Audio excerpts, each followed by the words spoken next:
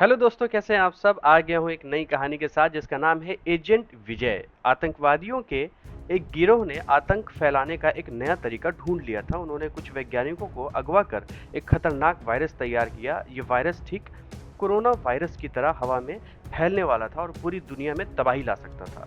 लेकिन समय रहते देश की सरकार को इसकी जानकारी मिल गई। एक खुफिया एजेंट था जो उन आतंकवादियों के बीच भेष बदल कर रह रहा था। वायरस का एक सैंपल चुरा लाया, जिससे यह साबित हो गया कि वो वायरस कितना खतरनाक है। दुनिया भर की सरकारें एकजुट हो गईं और तय किया गया कि इस वायरस का एंटीडोट तैयार किया जाएगा, क्योंकि आतंकवादी इसे एक हफ्ते में छोड़ने वाले थे हवा में। क्योंकि ये वायरस हवा में फैलता था, इसीलिए लॉकडाउन लगाना भी कोई कारगर उपाय नहीं रह गया था। दुनिया भर से करीब 1700 वैज्ञानिक इस मिशन पर लग गए। उन्होंने एक ऐसा एंटीडोट तैयार किया जिसे हवा में छोड़ने से वायरस को खत्म किया जा सकता था। दिन रात की कड़ी मेहनत के बाद वैज्ञानिकों ने 6 दिन में एंटीडोट तैयार कर लिया। इसका एकमात्र सैंपल भेजा जा रहा था बर्लिन ट्रेन के जरिए, ताकि वहां इसकी लाखों कॉपियां बनाई जा सके। बस 12 घंटे बचे थे जब ट्रेन बर्लिन पहुंची, लेकिन जैसे ही पहुंची तो पता चला कि एंटीडोट का सैंपल ट्रेन से रहस्यमयी तरीके से गायब हो चुका था। सरकार को आतंकवादियों की एक वीडियो मिली जिसमें उन्होंने बताया कि उन्हें उस गद्दार एजेंट के बारे में पहले से ही पता चल गया था। उन्होंने सरकार का समय बर्बाद करने का नाटक किया और जैसे ही एंटीडोट बना उन्होंने उसे गायब करवा दिया।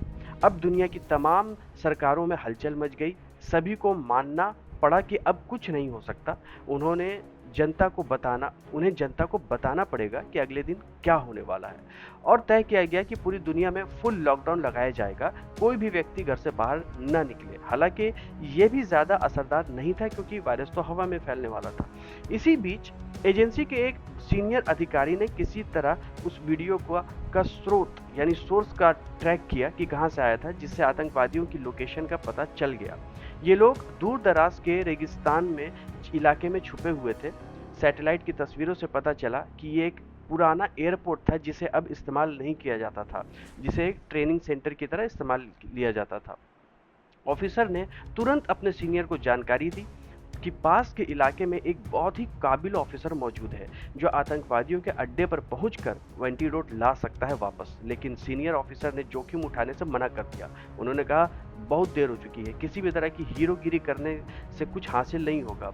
उसने बार बार रिक्वेस्ट किया कि अभी पब्लिक में अनाउंसमेंट ना किया जाए, उसे सिर्फ 2 घंटा चाहिए इस मिशन को अंजाम देने के लिए। हाथ जोड़ते हुए उसने कहा, सर मुझ पर यकीन कीजिए, मैं उस ऑफिसर को पर्सनली जानता हूँ।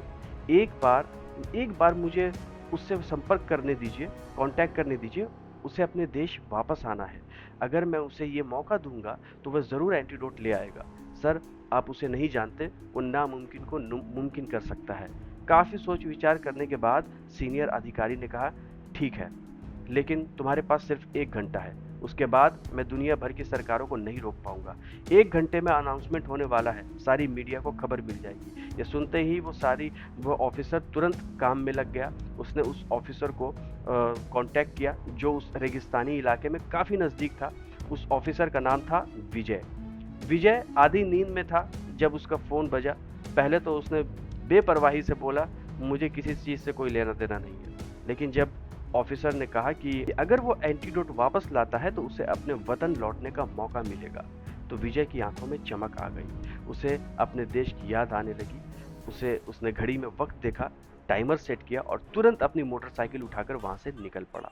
रेगिस्तान की ओर वो पागलों की तरह बाइक चलाता हुआ दौड़ा। दूर से उसने देखा कि आतंकवादी एक पुराने एयरपोर्ट पर एक जहाज में एयरप्लेन में अपना सामान लोड कर रहे थे। शायद वे लोग अब ये जगह छोड़ने वाले थे। जैसे ही विजय को आतंकवादियों में से एक ने देखा, उसने शोर मचा दिया, वहीं रुक जा, रुक जा। कई आतंकवादी बंदूकें लेकर गोलियां चलाने लगे, लेकिन विजय नहीं रुका। गोलियों से बचते हुए बाइक को जमीन पर दाएं बाएं मोड़ते हुआ वो सीधा एयरपोर्ट तक पहुंचा। अब आतंकवादी डर चुके थे। वो जल्दी से प्लेन में चढ़ गए और टेक ऑफ की तैयारी करने लगे। प्लेन का पिछला दरवाजा अब भी खुला था, क्योंकि सामान अभी भी लोड हो रहा था। प्लेन टेक ऑफ करने ही वाला था, लेकिन विजय किसी तरह उस दरवाजे से प्लेन के अंदर घुस गया। अब उड़ते हुए प्लेन में एक और युद्ध शुरू हो गया। विजय ने एक एक कर आतंकवादियों को ढेर करना शुरू कर दिया। गोलियों की बौछार के बीच बंदूक गरजती रहीं, लेकिन विजय की रफ्तार बिजली से भी तेज थी। एक भी आतंकवादी उसे रोक नहीं पाया। इसी बीच विजय ने देखा कि एक आतंकवादी हंसता हुआ इमरजेंसी एग्जिट के पास खड़ा था। उसने पैराशूट पहन रखा था और उसके हाथ में वही चमकता हुआ एंटीडोट था जिसकी पूरी दुनिया को जरूरत थी। विजय कुछ कर पाता उससे पहले ही वो आतंकवादी प्लेन से कूद गया पैराशूट के साथ। विजय ने प्लेन में इधर उधर निगाह दौड़ाई, लेकिन कहीं पैराशूट नहीं दिखा। उसे ज्यादा सोचने का मौका नहीं मिला। वो सीधा हजारों फीट की ऊंचाई से बिना पैराशूट के प्लेन से नीचे कूद गया, आतंकवादी की ओर निशाना साधते हुए। हवा में दोनों टकराए। हजारों फीट ऊपर बीच आसमान में ही जबरदस्त मुठभेड़ शुरू हो गई। एक के पास एंटीडोट था, दूसरे के पास सिर्फ जज्बा। विजय ने किसी तरह उस आतंकवादी को हवा में ही दबोच लिया।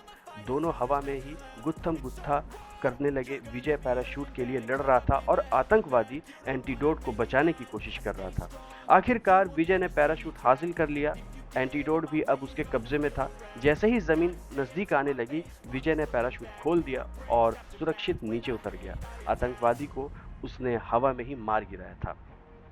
जैसे ही विजय ने जमीन पर कदम रखा, उसने सीनियर ऑफिसर को फोन करके खबर दी, सर एंटीडोट मेरे पास है। ये सुनते ही कंट्रोल रूम में जैसे धमाका हो गया। तालियों की गूंज से पूरा कमरा भर उठा। किसी को यकीन नहीं हो रहा था कि एक अकेला ऑफिसर ये सब कर दिखाएगा। तुरंत पब्लिक अनाउंसमेंट रोक दी गई। दुनिया की एक बड़ी आफत से बाल बाल बच गए थे सब लोग। लेकिन विजय के लिए संकट अभी टली नहीं थी। वो जिस इलाके में उतरा था वो एक घना जंगली इलाका था और अब आतंकवादियों की दूसरी टीम यानी बैकअप फोर्स वहां पहुंच चुकी थी। उन्होंने पूरे इलाके को घेर लिया था और विजय को ढूंढने लगे थे। अंधेरी रात, घना जंगल और हर तरफ दुश्मन।